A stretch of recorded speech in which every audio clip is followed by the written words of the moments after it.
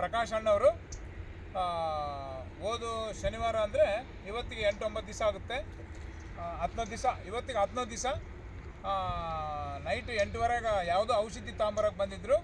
ನಾನು ಟ್ರಾಸಿಟ್ಟು ಓರಮೈಟು ಫ್ಲಂಬರ್ಸ್ ಬಗ್ಗೆ ಎಕ್ಸ್ಪ್ಲೇನ್ ಮಾಡಿದರೆ ನಮ್ಮ ಬಗ್ಗೆ ವಿಶ್ವಾಸ ಇಟ್ಟು ಶಾಪು ಕ್ಲೋಸ್ ಮಾಡಿದ್ದನ್ನು ತೆಗೆಸಿ ಅವ್ರಿಗೆ ಫ್ಲಂಬರ್ಜು ಓರಮೈಟು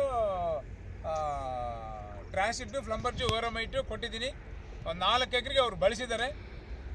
ಬಳಸಿದ ಮೇಲೆ ಅವರು ಹೂವಾಗಲಿ ಪಿಂದಾಗಲಿ ಯಜಮಾನ್ರೆ ನೋಡ್ತಾ ಇದ್ರಲ್ಲ, ಹೂವಾಗಲಿ ಪಿಂದಾಗಲಿ ಕಾಯಾಗಲಿ ಹೊಲ ಹೆಂಗೆ ಬಂದಿತ್ತೆ ಅವ್ರ ಬಾಯಲ್ಲಿ ಏನು ನಡೆದಿತ್ತು ಅಂಬೋದು ಅವರೇ ಹೇಳ್ತಾರೆ. ಪ್ರಕಾಶ್ ಅಣ್ಣವ್ರು ಹೇಳ್ತಾರೆ, ಅಣ್ಣವರೇ ನಮ್ಮ ಔಷಧಿ ಹೆಂಗೆ ತಗೊಂಬಂದ್ರಿ, ನೀವು ಹೆಂಗೆ ಹೊಡಿದ್ರಿ, ಹೆಂಗೆ ಕೆಲಸ ಆಗಿತ್ತು ಅಂತ ಒಂದು ನಿಮಿಷ ಒಂದು ಅಲ್ಲಿ ಬೇರೆ ಔಷಧ ತಗೊಂಡು ಬರೋಕ್ಕೆ ಹೋಗಿದ್ದೆ ಸರ್. Very good. 8:15 ಅವರು ಅಂಗಡಿ ಎಲ್ಲ ಕ್ಲೋಸ್ ಮಾಡಿದ್ರು ಸರ್. ಹತ್ರಕ್ಕೆ ಪಾಪ ನೀನು ಕೇಳಿಸಿತ್ತಿಲ್ಲ.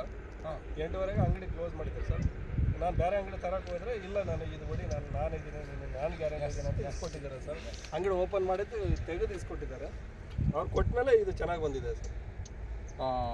ನಿಮಗೆ ಒಡಕಿನ ಮುಂಚೆ ಮುದುರು ಇತ್ತಂತ ಬಂದಿದ್ದೆ. ಇದೆಲ್ಲ ಮುದುರು ಫಸ್ಟಿಗೆ ಇದೆಲ್ಲ ಮುದುರು ಎಲೆ.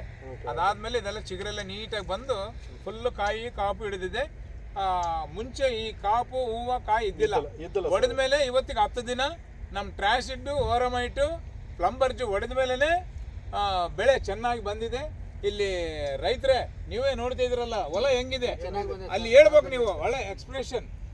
ನೀವೆಲ್ಲರೂ ಹೊಡಿತೀರಲ್ಲ ಟ್ರಾಸಿಡ್ಡು ಓರಮೈಟು ಪ್ಲಂಬರ್ಜು ಎಲ್ಲರೂ ಮುದುರು ಕ್ಲಿಯರ್ ಆದ್ರೇ ನಿಮಗೆ ಕಾಪು ಕಾಯಿ ಇಡೋದು. ಅಂದರೆ ಕೆಲಸ ಮಾಡಿದಂತ ಲೆಕ್ಕ. ಕೆಲಸ ಮಾಡಿ ನೀವು ಆ್ಯಕ್ಚುಲಿ 2-3 ದಿವಸಕ್ಕೆ 4 ದಿವಸಕ್ಕೆ ಔಷಧಿ ಹೊಡಿತೀರಿ. ಆದರೂ 9 ದಿವಸ ಆದ್ರೂ ಯಾವ ಔಷಧಿ ಹೊಡೆದಿದ್ದಿಲ್ಲ. ಈಗ ಟ್ರಾಸಿಡ್ಡು ಓರಮೈಟು ಪ್ಲಂಬರ್ಜು ಹೊಡೆದು 9-10 ದಿವಸ ಆಯ್ತು ಇವತ್ತಿಗೆ. ಇವತ್ತು ಹೊಡಿತೈತೆ ನಮ್ದು ಅಲ್ಮಗಾರು, ಅದು ಹೊಡಿತೈತಾನೆ ಇವತ್ತು ರೈತ.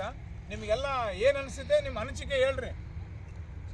ಚೆನ್ನಾಗೈತಲ್ಲ ಎಲ್ಲರೂ ಹಿಂಗೆ ಹಿಡ್ರೆ ಚೆನ್ನಾಗೈತಲ್ಲ. ಓಕೆ. ನಾನು ಟ್ರಾಸಿಡ್ ಅಂದರೆ ನೀವು ಓರಮೈಟ್ ಅನ್ಬೇಕು. ಟ್ರಾಸಿಡ್